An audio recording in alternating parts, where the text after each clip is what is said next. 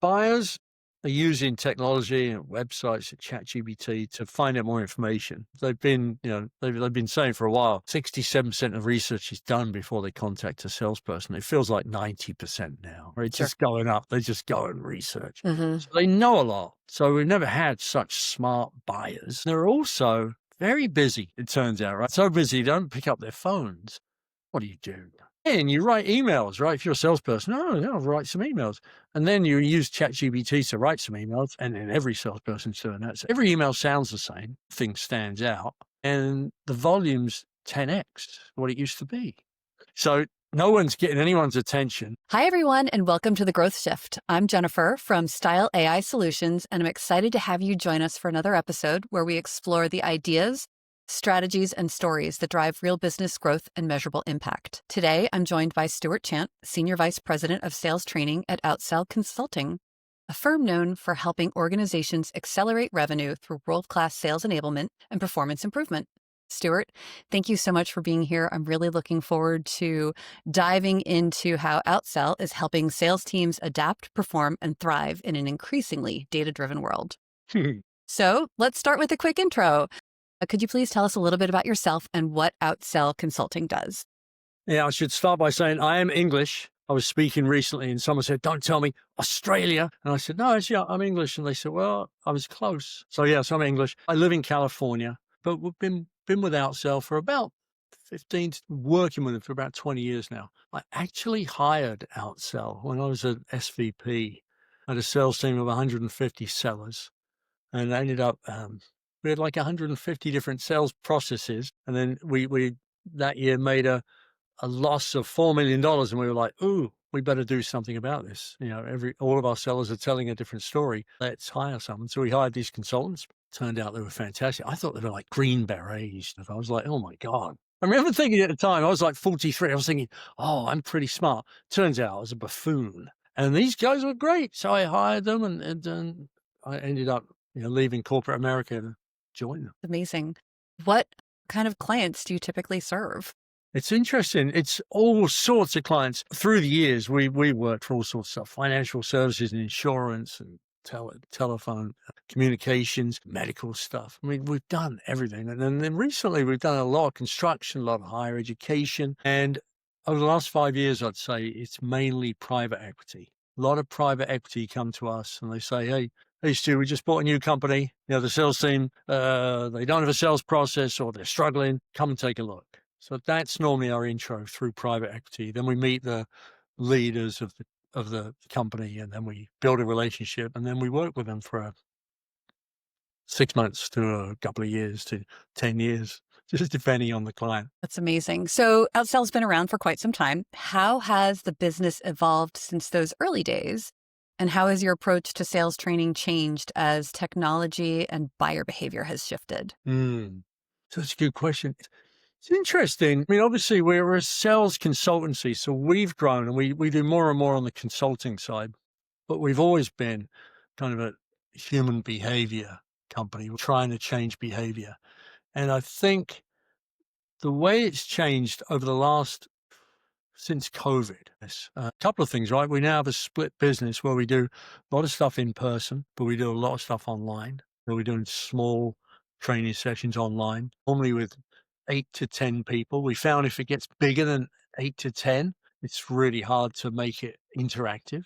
And then I think when we have 25 to 30 people in a workshop, we just know how important it is to get them on their feet doing something. It turns out, Jennifer, people don't like sitting around doing nothing. They like to do stuff. And I think I used to be, when I was heading up a sales team, I became a soccer coach and I coaching my kids, and it was so great. But I'd soon learn kids didn't like to sit there and do nothing. They didn't want to hear from me. However much knowledge I had, they were like, let's play. So we played and we taught them skills, and then ended up having some really good soccer teams that did well. And I thought, you should do this at work. Why don't I just do sports coaching at work? And that's what it's been. So it's just making it very, very interactive and getting them to practice stuff. Because as you know, we don't practice anything.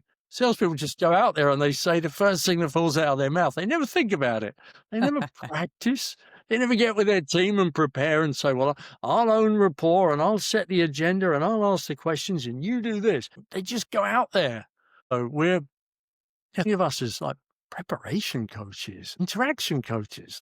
What should a good agenda sound like? How do you position your company? What questions should you ask? So yeah, that's probably a long answer for that, Jennifer. No, no, no. I appreciate that. It's definitely a skill that needs to be built and practiced and role played and get a little bit uncomfortable, mess up a few times, learn from your mistakes. It's definitely a skill that needs to be learned. We learn by failing, right? That's really, Right. it's our job to push people out of their comfort zone, help them fail so they get better at something. Yeah. Yeah, absolutely. Well, what would you say is the core outcome you aim to deliver for your clients? And what makes Outsell's approach stand out in a crowded space? Well, I think we're always going for improvement, right?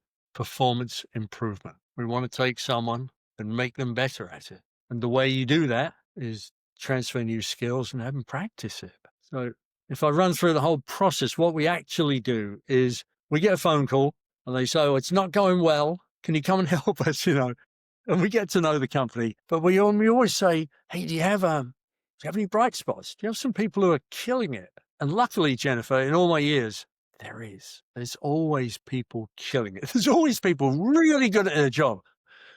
I bolt up with them. I go and watch them in action. I don't ask them. I don't say, what do you do? Because someone once told me the Queen of England thought the world smelled of fresh paint because everywhere she went, it just smelled of paint. It must have been her whole, think about that, it was her whole world. Somebody just swept up and painted something. So she probably thought that was it. It's a bit like that as a consultant. When you go somewhere, they're on their best behavior because you're from over 50 miles away and you ask them a question and they tell you what they think you want to hear. Of course, what I want is the truth. Yeah. Yeah. We want to make sure we're solving the right problem. Mm-hmm. And that's so difficult to do. Like we get a ton of calls from people saying, can you help us overcome objections and close more sales? Through the years, we get a ton of those. And it's never, ever that. It's never. If we're like, guys, it's not about, once we've seen people in action, we're like, it's not about closing the sale. It's about opening the sale. Sure. How do you I prepare? think it's really hard for people to be vulnerable and tell you the truth. And Yeah. almost equally as hard to listen and be quiet and actively listen so that you aren't just formulating your next thought. You're thinking, how can I respond to what I'm actually hearing versus what's on my agenda? Yeah, I think so. Listen. We have to listen to understand, not listen to respond. And I Mhm. teach people how to do that now. My wife is flabbergasted. She can't believe. She's like, you teach people to listen. Like, I'm at work. I do that. Yeah. Yeah. Well, you had mentioned that you do training both in person and online. Have you noticed any big shifts in how clients engage with you, especially in today's hybrid and digital first environment? Yeah. We found what we normally do is we certainly like an in-person to start with. Once we get to know them, once they know how we work, what we do in a workshop, that makes it a lot easier to then get online a week later. And the first call online might be, hey, what did you try? What works for you? What happened? What advice would you give the rest of the team? So that we're having them think through the successes they've had using the stuff that we've given them. So that helps. And then maybe a month later, we'll do a refresher or we'll do another topic that we didn't get a chance to cover in class because we only get 2 days with someone. And then it's all about coaching the salespeople after that and refreshers, coaching their managers, helping them get even better at stuff. Sure. What would you say is something that's working particularly well for Outsell right now that you'd like to scale further? We have scaled. So one thing we noticed, and we were thinking about how can we use technology, and we were looking at the way we do things. So we used AI, and we built an AI tool called Shine. And what Shine does is it talks to the salesperson before they go into the meeting. It says who you're meeting with, who's the audience, what do they care about, what's the purpose of the meeting, what's your desired outcome, what's on the agenda, what do you need to learn, what do you need to share. And so the AI is equipped to ask those questions.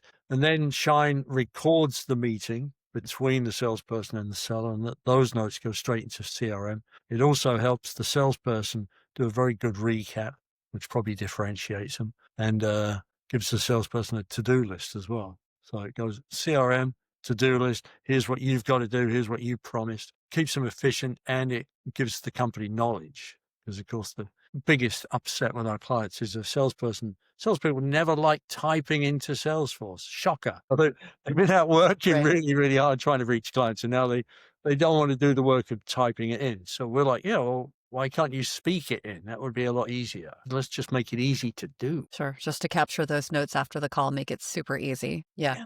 And AI does that really well. It's got really better with accents now and stuff like it captures a lot of more than I capture. It's great. So then what it does is it means I can actually be present and listen to what they're saying and follow up the way you're doing. Absolutely.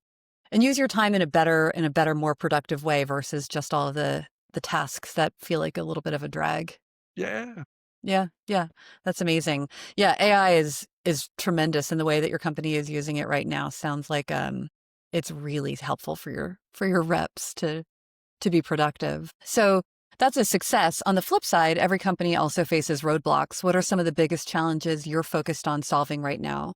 Biggest challenge, I think the biggest challenge for every seller right now is buyers are using technology and websites and ChatGPT to find out more information. They've been, they've been saying for a while, 67% of research is done before they contact a salesperson. It feels like 90% now, right? It's just going up. They just go and research.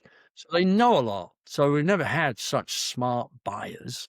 They're very smart. They know what the competition offers. And they're also very busy, it turns out, right? They're so busy, they don't pick up their phones. So then what do you do? And you write emails, right? If you're a salesperson, I'll write some emails. And then you use ChatGPT to write some emails, and then every salesperson's doing that. So every email sounds the same. Nothing stands out. And the volume's 10x what it used to be. So no one's getting anyone's attention. It's hard to get meetings. So what do people do? They just do more. I think that's where we are right now. People are just sending more emails. I can't tell you how many I get. It's crazy. Most of them are terrible. My clients, we're like, get out there. Like everyone says, cold calling is dead. I don't think so. I don't think so. That warm connection between you and a person, if you can reach them at a trade show or at their place of business, it's still about people still buy from people they like. Sure. So so much of sales is relationships. Yeah. Yeah, it's Well, hard it's to do not that over email. very hard. You Yeah. just see another, this one, this looks the same as the one I literally just got. It's amazing. It Yeah. doesn't differentiate. You have Yeah. to meet. So to kind of follow up with that, the cold, in-person meetings and meeting people, how else are you approaching these kind of email volume challenges? How are you managing that? Or how are your salespeople managing that? Yeah, we're big fans of like being of value, being of service, really thinking about what does your customer need? What are they trying to solve for? And so many salespeople just want to sell you something, right? Even if it's not the right thing, they just want to sell you something. It's a Yeah. shocker, right? We walk away from jobs. Like if I said to someone recently, we're not the right company for you. And I'd rather walk away from it, even if there's money in it. I want to walk away because I don't want my reputation turned into custard. It's just, Right. I want to do good work that makes a Yeah. difference. So Yeah. that's why we often do free discovery. We'll do a couple of discovery days and go and look at what's happening and then come back and say, yes, we can solve this. I did this with a company they sold DSL and some other thing, like some internet thing. They were selling it in the Midwest, 20 states. Sorry, fiber. They're selling fiber. They were going to move offshore to the Philippines. They were going to get rid of their American sales team and offshore. And they said, we don't only want to retain the sales, we want to grow sales. Think about that. That's difficult. You've got English second language sales team offshore. You're going to replace an American sales team, and they want better. They want more sales. So I said, send me some calls. Send me 100 calls. I'll listen to all 100, and I'll tell you if I can change it. So I did that. I listened to 100 calls. It was a lot. And I went back and said, yeah, I can make it better. Because luckily someone internally at that company had written the call flow. It was terrible. They started out by saying, who do I have the pleasure of speaking to? And I'm like, what are we? It's 17. what are we, Mr. Pickwick? Who had the pleasure of speaking to today? And it was so formal. I was like, that's not how we speak. So I think I can make this better. We wrote a whole new call flow. Behavior design team went through it. We looked at the whole thing and we did it. And we got an overall increase of 17%. But straight out the gate, sales were 3 times what they had been, and then they leveled out. But man, we made such a difference. And they, increased sales over the American team. It was amazing. But That's amazing. it was all about the words that we use. It wasn't about being formal. It was about the questions we ask. It was about how we built rapport, how asking the right questions. They literally had a list of 20 close-ended questions that they would ask to verify. And so all the person saying is yes, no, given their address. There was no relationship, no trust. So we changed the whole thing, and yeah, And it made a huge difference. it makes a Yeah. difference. It was Yeah. a fun call. It became a fun call, not Yeah. Charles Dickens call.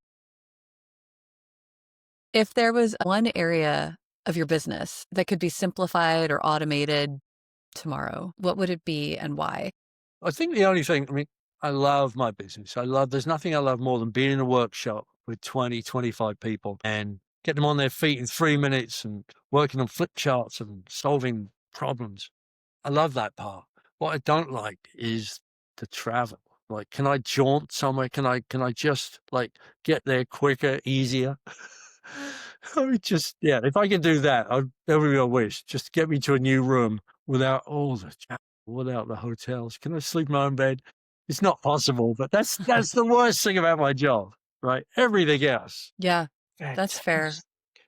That I meet one, thousands of people. It's so much fun. It's great solving yeah. problems. I love it. But the travel, Jen, How many weeks a year are you traveling? it's a lot. Like right now, I'm doing it's 2 or 3 weeks a month. I'm on the road. It could be for 2 or 3 days each week.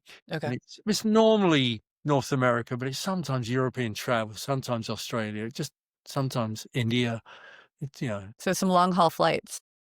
yeah, Yeah. worked on 4 continents. Okay. Of course, I'm from England, so I got a job in Dublin. They said, Stu, we've got a project in Dublin. I was very excited, Jennifer. I told all my family in England, I said, I've got a job in Dublin. I'll be coming home. I can see you on the weekends. And I found out it was Dublin, Ohio. I was like, that's nothing wrong with Not Dublin, the same Ohio. It's a thing. wonderful place. Great ice cream. It's beautiful. You know, it's like, that's not funny. You can't tell me Yeah. that. Yeah, that is kind of funny. Well, if you were to look ahead, where do you want Outsell to be in the next year or so? And what do you think would help you get there faster?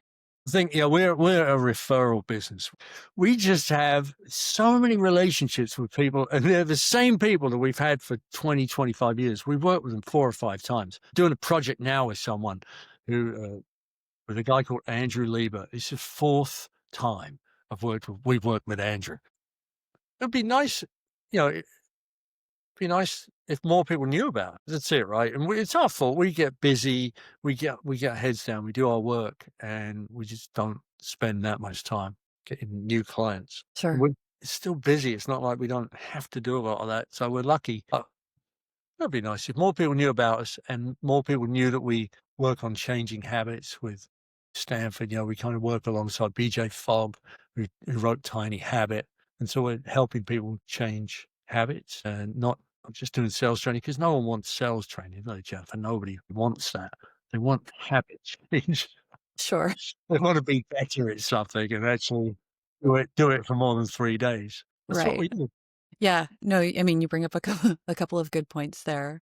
So you've spent years helping sales leaders and teams perform at their best and change habits. What's one lesson you've learned that you wish you had known earlier? Oh my God, there's so many. There's so many. I don't know if we can do 2 tracks. First one I would talk about quickly is the questions that salespeople ask. It's a quick story. I'm in Washington, D.C. doing this class. Got 20 people. We're going to practice conversations, believe it or not, just because it's really practicing discovery. Let's get them all stand up and pair up. And I say, hey, Tim, this is 15 years ago. What kind of questions should we ask? Open or closed? And everyone said, oh, we should ask open-ended questions, Stu. Right. And I was like, that's the correct answer. And I walked around the room, listened to all their questions. They were all closed. It was like, Yes or no's. man, it was a light bulb moment. It was all you, can you, could you, did you, do you, would you, have you? It was like so I wrote them on the board and I'm like, guys, that's it. So I said, just your mission now is just ask her what question, tell me, talk to me about. That's the only question you're allowed to start with. And so that was a huge moment. Here's one more, the other moment Okay. from Yeah. the coaching side, if I'm allowed to. Coaching side, I teach managers, coach the next interaction, not the last. Every time we coach, let's say we're a manager and we're out, we see a salesperson and they really suck it up. It's really bad. Obviously, you can't tell them it's really bad and you're really sucking it up. They go, well, yeah, the way you did, well, it wasn't, and that's the kind of feedback. Salespeople, and I've watched thousands of these, salespeople always get defensive. It was like, well, you don't understand, the reason I did that was I get defensive. So it's not fixing the problem. It's not changing behavior. They're just defensive. Mhm. So don't coach the last interaction, coach the next one. So Mhm. one of the things we're working on is building more rapport. So let me demonstrate how I build rapport if I was in there.